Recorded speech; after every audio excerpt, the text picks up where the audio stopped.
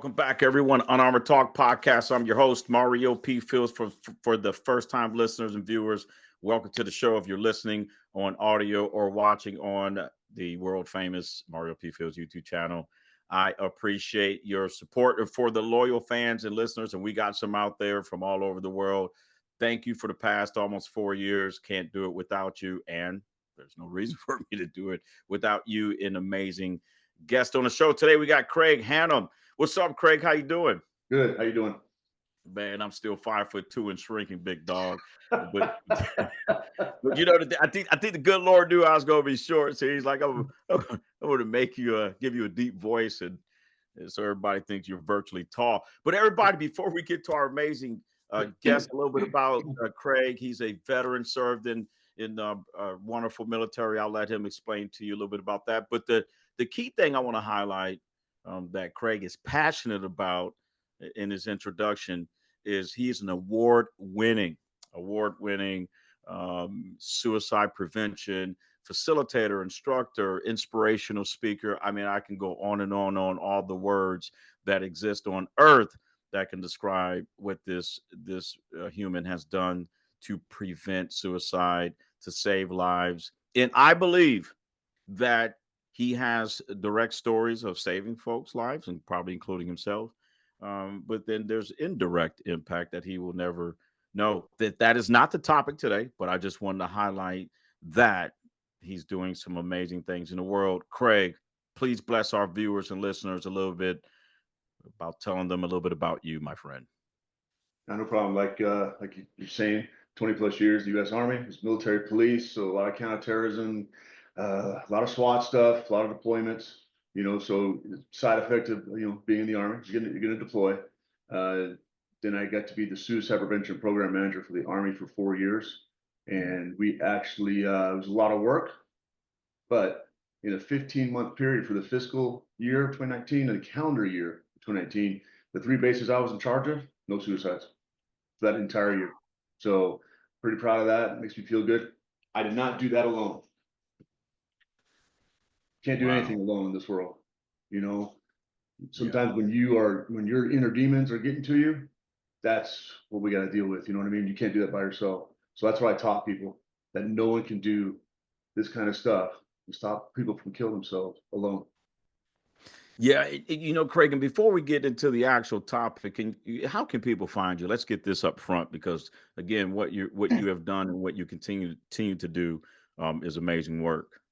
Well, I'm not shy about giving out my number. So 520-678-3551, or you can email me at thetoughesttopic@outlook.com, and you can find me on LinkedIn and Facebook. You guys heard it. That's T3 for you military folks. We like to kind of condense things, but let's just right. Hey, and this year, I think Navy's going to beat Army this year. No, man. they're not. Just quit it. No, not gonna happen. Don't make me go grab my jersey. Okay, I got a Pat Tillman and I got the U.S. Army one, so I will break that thing out. In fact, next time we're talking, I'm wearing it. Hey, I tell you what, Craig, if the Navy beat the Army this year, I'm gonna send you a bunch of emails. I want to stalk you. You're gonna probably call the cops on me. No, I'll call my guys. I'm like, hey, yeah, and you got none but military police experience. A little bit. Hey, well, let's get into it, man. A lot of folks, including me, when I first met you, when I first saw you, and I first I researched you. One thing I did not know is your passion for helping the youth that are challenged. In other words, they may have some challenges at the house, some criminal history, whatever, but you actually spend time helping youth, students who people may have given up on. How accurate is that, my friend? No, that's pretty accurate. Yeah, I wrote a plan for a high school where I was stationed, and they had nothing in place. The prior year, the calendar year for academics, 9 months, they lost 14 people to suicide. I'm sorry, 14 attempts. 14 attempts. In high school? Yeah, in high school. So they called me and said, hey, can you help us out? I was like, yeah, no problem. I said, first I'm going to train the teachers, all staff. Principal at the time's like, what do you mean all staff? I mean, custodial, maintenance, you name it. Every single staff member needs to get this. And she's like, well, why is that so important? I was like, we need commonality of language. She's like, okay. Then I trained the JROTC in suicide intervention. It was a 2-hour class, so a little bit more advanced stuff. Really had to pick up on the micro expressions of that. Right. And I said, go forward, do great things. They were the first responders for that school. So the next calendar year, we had 27 reports, no incidents, no loss of life. And that's a causality of the training. You're going to get an increase in reporting. That's a good thing. So I went lower, started teaching the middle school, 6th, 7th, and 8th grade. Because if we don't get after the youth now, and I say like starting at age 10, Mm-hmm. and we start talking seriously about this subject, tell them the dangers of it, the dangers of social media, and it's the devil. You know, when you and I went to school, we're only getting picked on like from 8 to 3, and it was over. Now it's 24/7. Yeah.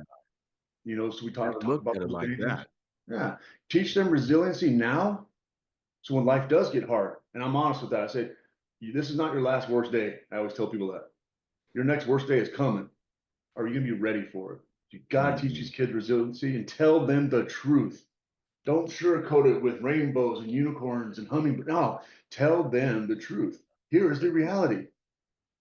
Yeah. So Craig and I kind of talked about this before the show of being just be honest. mhm, And I love how you said that. Tell them the truth. And I love how you highlight. I like how you highlighted.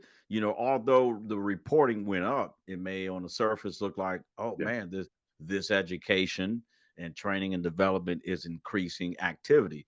yeah, But one loss of life is one too many. yeah.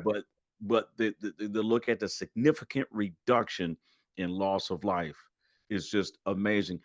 What at what point did you say I need to focus on the youth more than the adults? 2010, I was still in uniform, and kids were kids are being kids. Mom and dad are deployed. You know, there's a disruption there, and say dad gets deployed, mom's still there, and he gets back after a certain period, and he wants to be king of the castle again. Because we don't teach folks, hey, when you get home, you are not in charge of anything, because mom had to figure out a system that's working for her and the 2, 3 kids that are there. But we don't teach them that. So I started seeing an increase in juvenile delinquency, and they're doing it on the base. So there's things we can do, but there's more red tape on the base. I said, you know what? Have them come down to the military police station and wash all my vehicles, to include my massive up armored tank. I want that thing spotless. Jag was like, no, you can't do that.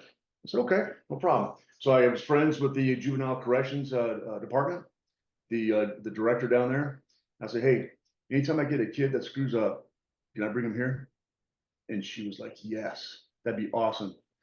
So I kid you not, I picked out a day, got mom and dad to sign up on the waiver, 15 passenger van, drove out to the juvenile center, and I went at a specific time where it's chaos, and had them walk in, and it freaked them out. Not the whole scared straight. It's like, this place is a consequence of your actions. Don't Right. blame this on mom and dad. Don't blame it on who's deployed. You can't blame this on society. You definitely can't blame it on who the president is and all that nonsense. Hmm. You made this decision.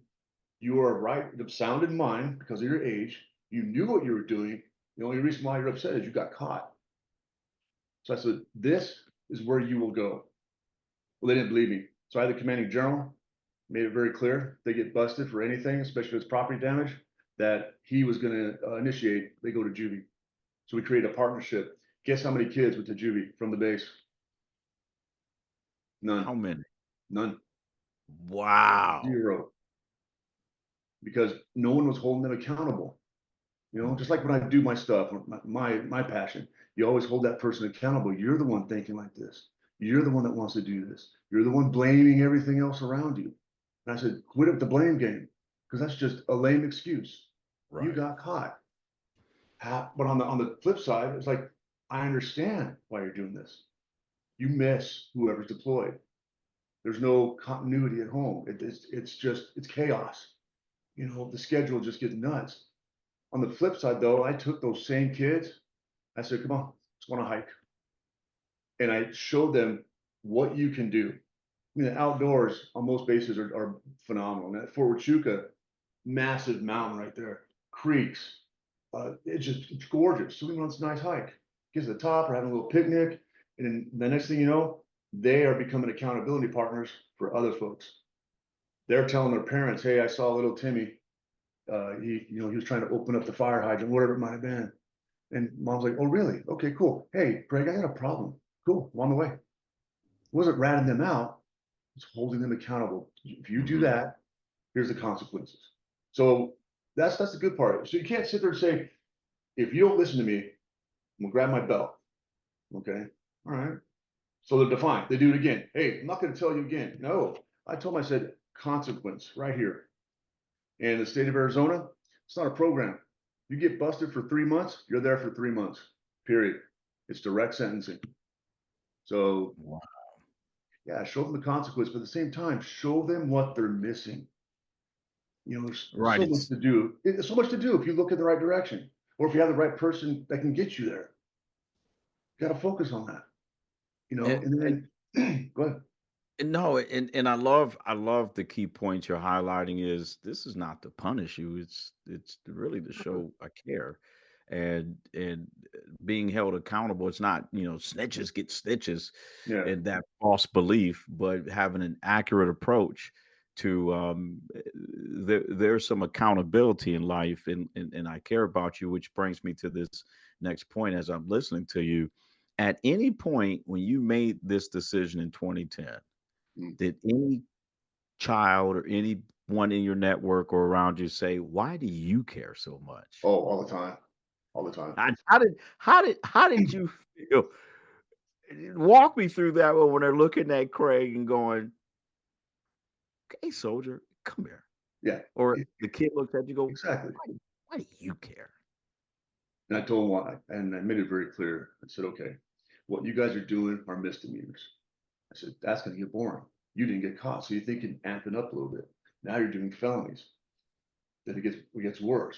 Now you're with a crowd that is completely rebellious and defiant, and they're going to introduce things in your life that you're not going to know how to control: alcohol, drugs, Mhm. sex, all these things, right? And I said, it is a slippery slope because once you start, it's very difficult to get out of it. I said, so I am preventing that by showing you consequences. And I'm also showing you where, things that can help you out. So we started doing these youth camps, uh, kickball. Actually, I call it dodgeball kickball. So, if you kick the ball, great, but you have to get them out by throwing the ball. So that's a great release. We had the stables down there, lots of horses. So I knew the guy that was in charge. Hey, I want to take these guys on a trail ride. All right, cool. You lead them. Just show them other things other than bowling alley. It's always, oh, let's go bowling. Oh, yeah, that's fun. Yes, every base has a bowling alley, and that's your release. No, there's other things. Get them outside because kids are supposed to be outside. You're supposed to get dirty. And anytime when we were together, if they had a phone, no, you're leaving that at the MP station. You don't need this phone right now. I got you. Don't worry about it. Yeah, I got asked that all the time. Why do you care? It's because I don't Why want to why see them be a statistic. why do you and look at what you've done. I mean, again, a lot of 93% of communication that I just did some research is nonverbal. It's Yeah. what you do, not what you say. And it's beyond obvious to me, Craig, that your initiatives with suicide awareness for adults around the world. But what's not highlighted, which I'm glad you accepted this invitation to do this show, is what you've been doing behind the scenes for the youth. And I believe that you have saved many lives from the legal system to suicide. We already know that. Mm. I don't want to hold you too much because I No, get you're right. I get so every guest. I am self aware that I love y'all so much and enjoy every guest that I will keep you on forever and prevent you from inspiring other people. But last last kind of discussion point on this show is looking back at everything you could have done with your time. and looking at all of the adults right now that have the freedom to choose what to do with their time, Mm. would you change a thing? And what would you tell them when it comes to what you're doing? Well, I'd start with myself. I would have started sooner, Mm, like many years before sooner. But I was jaded because we're deploying a lot. When someone says I'm gonna talking about suicide to get out of stuff, it's frustrating. I was like, hey, go away, man. You're contagious to my team. And I would have started sooner because in a 20-year period in uniform and 4 years as an Army civilian, I lost 182 people to suicide. mm. They weren't all soldiers. Some of them were kids. And that'll get you. No different on the battlefield when you see a woman or a child, down.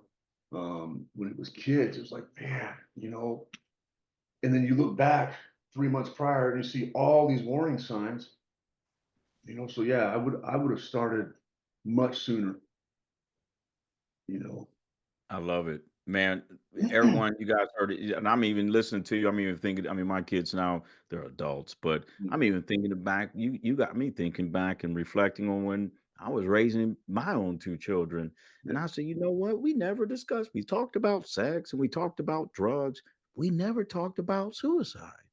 It, yeah, it we we don't. never did it, and it happened. But we never. What I mean by that is, on the social media, and we never actually intentionally talked about it. So everyone, you guys heard Craig. It's not too early to start to educate. Yeah. It's not too early to start to be proactive when it comes to youth development and particularly suicide and suicide prevention awareness and so on and so forth, and just showing people you care if they're your kids Mhm. or not. Anything else, Craig? Because man, Yeah, this is good. there's one more. So as a child gets older, okay, they're going to be exposed to other things as they mature. Okay. We started seeing alcohol related incidents happening right around 16, 17. Okay. Of course, we're going to take care of that. We're going to curb it. So, what I said, I proposed this idea for every senior that's graduating, okay, that lives on Fort Huachuca. So, I had a class of maybe 40, 50 ish. I taught this class called Prime for Life. Interestingly enough, this class is designed to teach you how to drink responsibly. So, it was reactive. If you got busted, you're a soldier, go through this training. Um, Other people like, hey, I'm curious. Can I sit in your class? Yeah, sure. Everybody wore civilian attire so that lieutenant colonel isn't making the specialist or the corporal nervous, right? Right. So here's what I did. Every kid that was graduating, they went through the class. Every kid that went to one of the major universities in the state of Arizona, so that's the University of Arizona, Arizona State University, and Northern Arizona University, had an agreement with all those guys. I said, hey, I want you to track alcohol related incidents with this kid, with her, with these four guys, whatever. They said, okay, cool. None, zero. Why? Because in that class, we say, hey, here's the consequences of drinking too much. And you're at a frat party and it's happening. It's just, they're out there dancing, doing all their thing. Oh, I love her. Yeah, she's 3 sheets to the wind. She wakes up the next morning like, oh, something happened. And you left a little note. Hey, thanks for a great time. You're going to jail for rape. That's the consequence. Or you don't go to jail, but now you're on a scholarship, an athletic scholarship. You're done. You're out. And they could register you as a sexual predator because you Yeah. took advantage of somebody who was not of right sound in mind and never gave you consent. Right. So we took it a step further. And when I got the data back after that academic year, they said, hey, here's a report of your guys. Zero. They actually were doing pretty good in school. They were following along, no big issues, nothing criminal. It just opens up your mind to say, hey, it's like a private. Don't do anything stupid. Learn your job for at least 2 years. Learn how to be a soldier or a Marine. Figure that out. Navigate that world. Okay. And then you can start seeing what you can and can't do. It's growth. I And love it. the best thing about growth is change. Change is a constant. So giddy up. So yeah, Yeah. Right. that's what I did for those guys getting ready to go into a world where the professor's not going to call you if you didn't show up for class. Hmm. You've got to do it for you. Yeah, that's what I No. did. I love it. And I love your approach of academics and wisdom. Hey, you're going to make mistakes. You're going to learn some Yeah. experiences, but that's how you become a wise, a wise, bald, short man that's Right. hosting a podcast. But thank you, Craig. Thank you for caring so much. And everyone, again, reach out to Craig. I'll put the links in the show note. If you guys, again, you guys know Unarmored Talk is not a long podcast, you know, but if you want to learn more, get some tips, please connect with Craig Hannum. Yeah, He can totally. give you some more the complexities of his program, his results, and I love how he has the statistics to back them up. But you guys know the deal, everyone. In a couple of weeks, again, you'll get a chance to hear my voice on audio or see me on my YouTube channel. That's the podcast playlist because you guys know that YouTube channel has 3 other playlists. But until then, you know the deal. I continue to pray that God bless you all, the listener viewers. God bless your family, friends, and any one or living being around you. Craig, thank you for your service again, my friend, and go Navy. Cool, man. Go Army. Love you, brother. We'll see you next time.